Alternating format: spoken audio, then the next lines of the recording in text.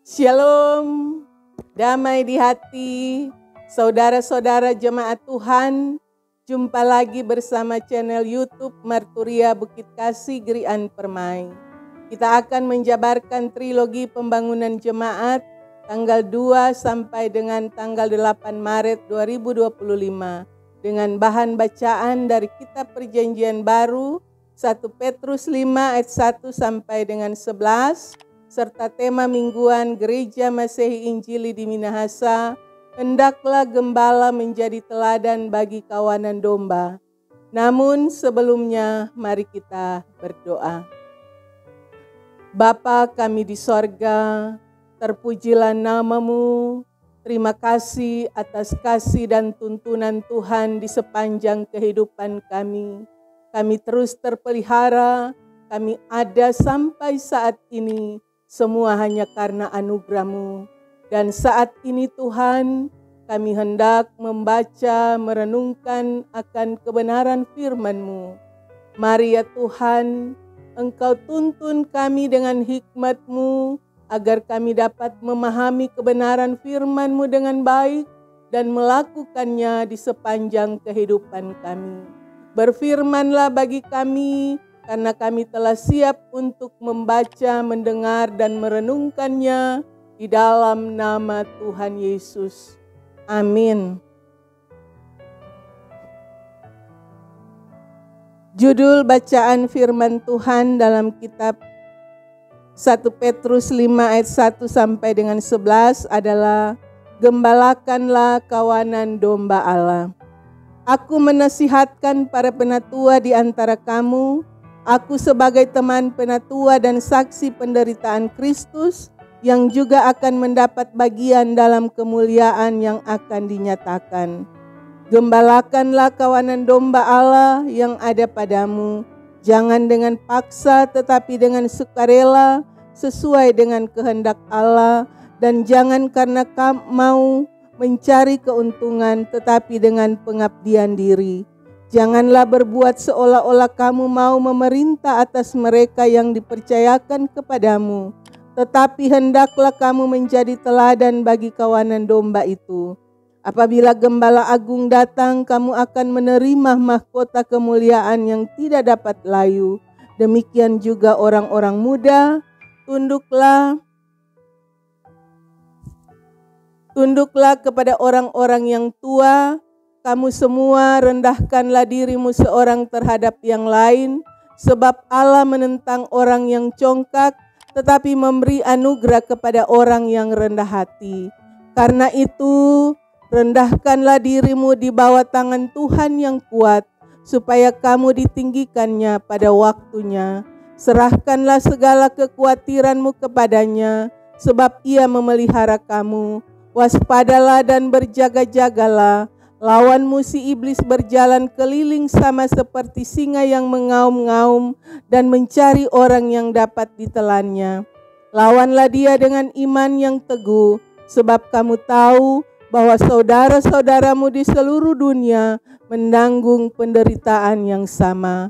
Allah sumber segala anugerah yang telah memanggil kamu dalam Kristus kepada kemuliaan-Nya yang kekal akan melengkapi, meneguhkan, menguatkan, dan mengokohkan kamu sesudah kamu menderita untuk sementara. Dialah yang punya kuasa sampai selama-lamanya. Amin. Saudara-saudara yang diberkati Tuhan, kita akan masuk dalam renungan menjabarkan trilogi pembangunan Jemaat Gemim dengan tema bulanan Terang Yesus Kristus menerangi era digital, gereja yang mengajar dan menggembalakan. Tema mingguan, hendaklah gembala menjadi teladan bagi kawanan domba.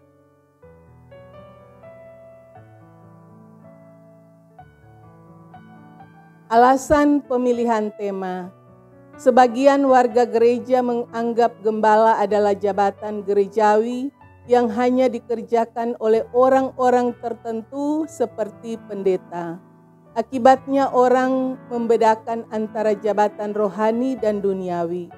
Padahal sesungguhnya kata gembala menunjuk kepada seorang pemimpin yang membimbing, mengayomi, sehingga orang lain memperoleh kemampuan untuk mengembangkan karunia yang ada padanya. Jadi, siapapun yang melaksanakan tugas dan tanggung jawab pelayanan, sesungguhnya ia juga sedang melaksanakan tugas sebagai seorang gembala. Dalam tugas pelayanan gereja, penggembalaan adalah tugas semua anggota sidi jemaat. Akan tetapi kenyataannya banyak gembala yang belum dapat melaksanakan tugas sebagaimana mestinya. Lebih memprihatinkan lagi jika pelayan khusus belum dapat melaksanakan tugas pengembalaan dengan baik dan menjadi teladan karena berbagai alasan. Oleh karena itu, teks renungan minggu ini dibaca dalam terang tema, hendaklah gembala menjadi teladan bagi kawanan domba. Pembahasan tematis, pembahasan teks Alkitab. Nama Petrus berasal dari kata Yunani Petros yang artinya batu karang. Penulis surat ini menyebut dirinya sebagai Petrus, Rasul Yesus Kristus, dan teman penatua dan saksi penderitaan Kristus.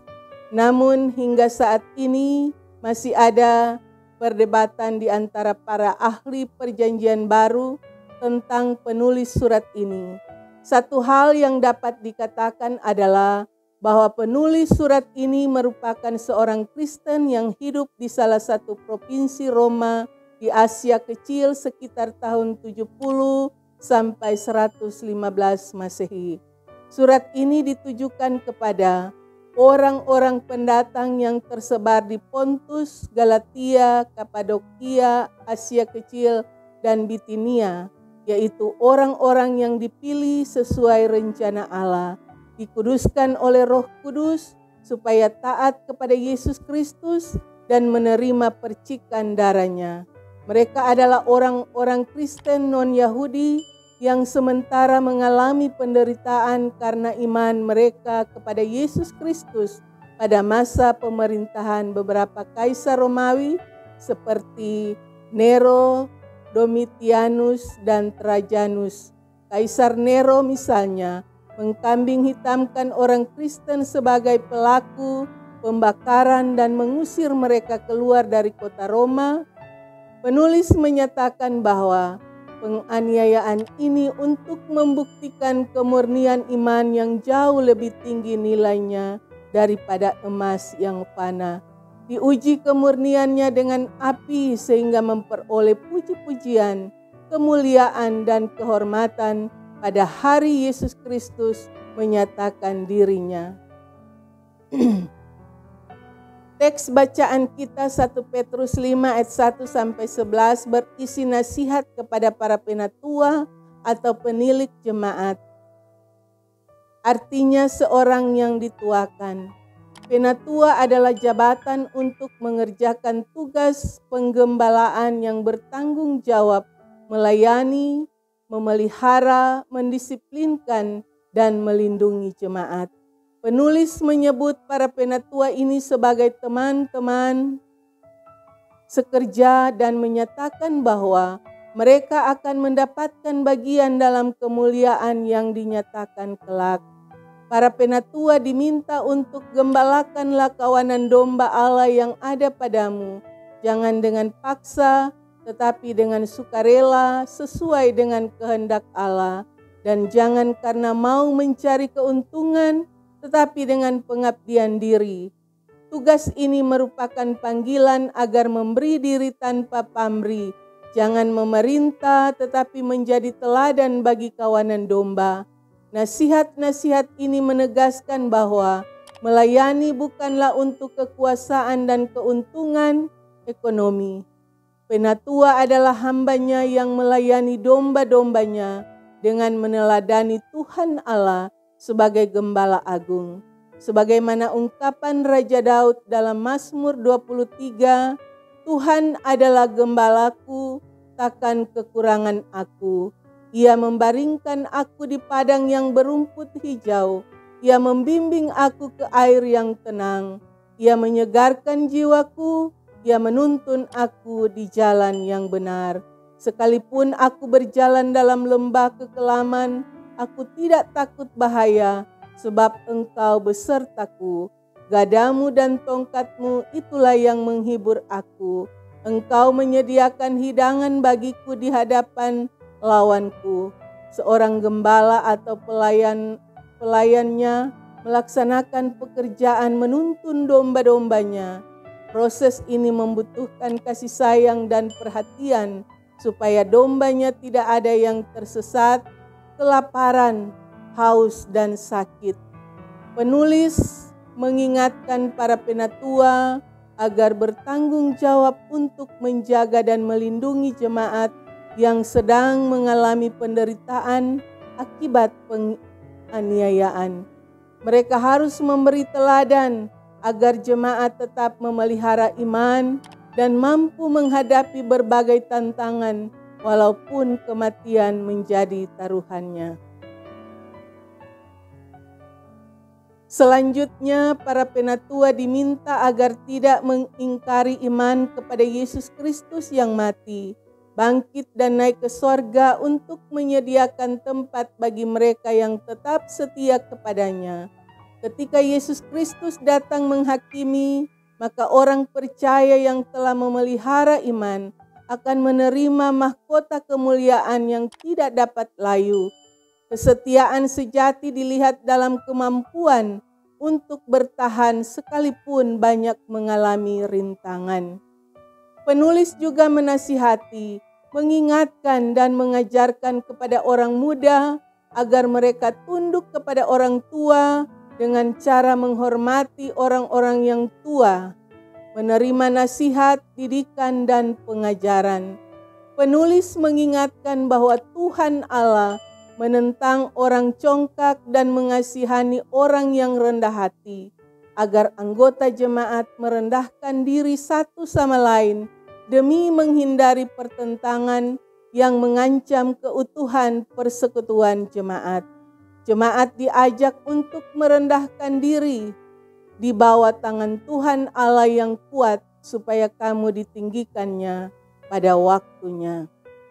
Di tengah penderitaan akibat penganiayaan, para penatua dan jemaat diminta untuk menyerahkan segala kekhawatiran kepada Tuhan Allah yang memelihara kehidupan mereka. Mereka diingatkan supaya sabar, tidak tertekan, tenang, dan tidak panik, selalu waspada dan berjaga-jaga, karena lawannya itu penganiaya, iblis si jahat, dan penipu berjalan keliling seperti singa mengaum-ngaum mencari orang yang dapat ditelannya. Kepada penatua diingatkan untuk melawan dengan iman yang teguh, sebab penderitaan yang mereka alami juga dialami oleh semua saudaramu di seluruh dunia yang mengalami penderitaan yang sama. Bagi penulis, pengharapan menjadi kekuatan untuk menghadapi kesusahan, kesukaran, dan penderitaan. Sebagaimana yang ditegaskan pada ayat 10, Tuhan Allah sumber segala kasih karunia telah memanggil orang yang percaya kepada Kristus pada kemuliaannya yang kekal, akan melengkapi, meneguhkan, menguatkan, dan mengokohkan sesudah menderita seketika lamanya. Karena Tuhan Allah yang empunya kuasa sampai selama-lamanya menyertai mereka. Perikop ini diakhiri dengan nasihat kepada para penatua supaya menjaga dan memelihara iman sekaligus memberi teladan yang baik dalam hal ketekunan iman agar tidak goyah dan mengingkari iman kepada Yesus Kristus. Makna dan implikasi firman. Pertama, Tuhan Allah dalam Yesus Kristus adalah Gembala Agung yang memberi hidup membimbing ke jalan yang benar, serta menghibur untuk tidak takut pada bahaya. Gembala Agung ini menugaskan hamba-hambanya seperti para pelayan khusus dan perangkat pelayanan lainnya untuk menggembalakan jemaat dengan meneladaninya. Kedua, tugas menggembalakan adalah panggilan melayani, bukan memerintah, apalagi mencari popularitas diri dan keuntungan ekonomi. Ketiga, generasi muda adalah gereja masa depan sebagai penerus tongkat estafet pelayanan yang dipercayakan oleh Yesus Kristus.